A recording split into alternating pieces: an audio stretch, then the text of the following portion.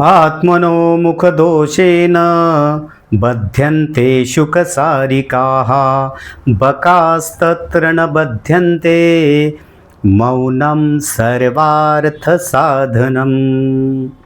आत्मनः मुखदोषेण, स्वतःच्या बोलण्याच्या दोषामुळे, स्वतःच्या जास्तीच्या विनाकारण चुकीच्या पद्धतीच्या बोलण्यामुळे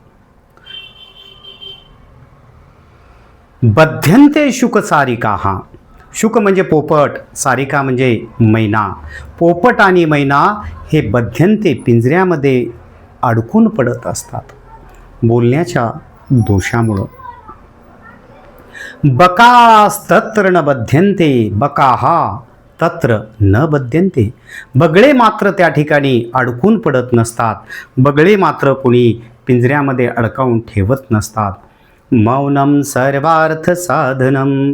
मौन हे सगळ्यात मोठं काय आहे? साधन आहे. परिस्थिती कुठलीही असो, कशाही प्रकारची असो, आपण जेवढं शांत राहाल तेवढं आपणाला यश भरभरून मिळत असतं. म्हणून कमी बोलणं हे उत्तम लोकांचं कर्तव्य आहे आणि गुणवैशिष्ट्यसुद्धा आहे. धन्यवाद.